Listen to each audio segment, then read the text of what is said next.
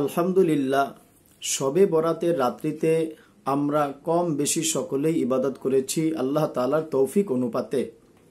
কেউ লম্বা সিজদার মধ্যে কাটিয়েছি, কেউ রুকুর মধ্যে, কেউ কোরআন তেলাওয়াতের মাধ্যমে, আবার কেউ আমরা জিকিরের মাধ্যমে, কেউ বা অনেক লম্বা সময় দোয়ায় মশগুল ছিলাম।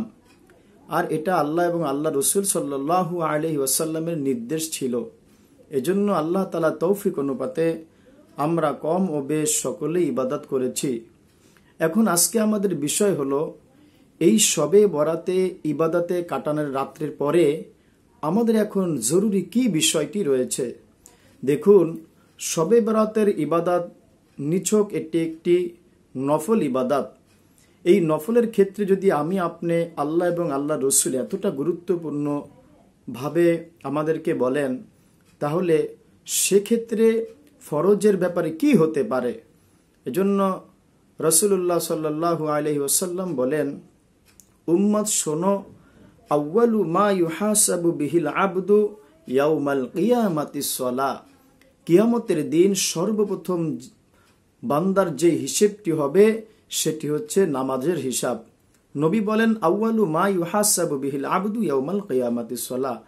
কিয়ামতের দিন সর্বপ্রথম যে হিসাবটা হবে সেটি হচ্ছে নামাজের জন্য যে হিসাব, ওই হিসাব। এখন যদি আপনার এবং আমার নামাজের ব্যাপারটা সুন্দর হলো, নামাজের ব্যাপারটা আমার সহজ হলো, তাহলে আমার হিসাব কিতাবটাও সহজ হবে। আর যদি আমার নামাজের ব্যাপারটা কঠিন হয়ে দাঁড়ালো, তাহলে আমার হিসাবটাও কিন্তু কঠিন হবে, চাই আমি নারী হই এবং পুরুষ হই। এজন্য এই ইবাদত শবে বরাত একটি ট্রেনিং ছিল, একটি মৌসুম ছিল।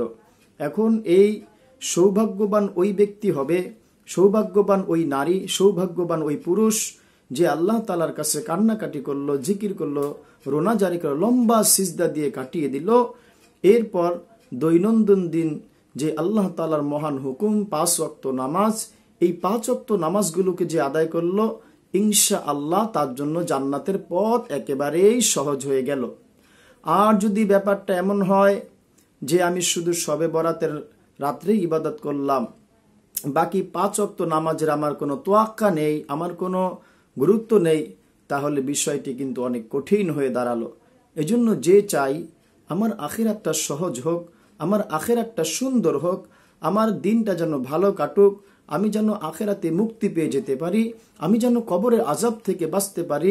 রাসূলুল্লাহ সাল্লাল্লাহু আলাইহি ওয়াসাল্লাম বলেন, যেই ব্যক্তি 5 ওয়াক্ত নামাজ গুরুত্ব সহকারে আদায় করবে, আল্লাহ পাক তাকে 5টি পুরস্কারে পুরস্কৃত করবেন। 1 নম্বরে হলো আল্লাহ পাক যেই তাকে পুরস্কারে পুরস্কৃত করবেন, আল্লাহ পাক তাকে কবরের আযাবকে মাফ করে দিবেন। সুবহানাল্লাহ বিহামদিহি। ডান হাতে আমলনামা দিবেন, পুরসিরাতের রাস্তা সহজে আল্লাহ তাআলা পার করে দিবেন। মুহতারাম মুসলিম প্রিয় ভাই ও বোন, দেখুন, আল্লাহ যদি আমাকে কবরের আযাবকে মাফ করে দেন, কিসের বিনিময়ে? সেই বিনিময়টা হলো যে 5 ওয়াক্ত নামাজের বিনিময়ে। এই শবে বরাত ওই ব্যক্তির জন্য উপকার হবে, ওই ব্যক্তির জন্য ফায়দা ফলদায়ক হবে যে নফলের সাথে সাথে ফরজ হুকুমগুলো আল্লাহ তাআলার আদায় করবে।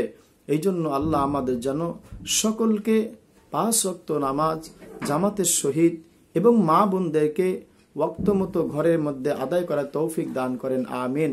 আল্লাহ আমাদের সকলকে আমল করার তৌফিক দান করেন, আমিন।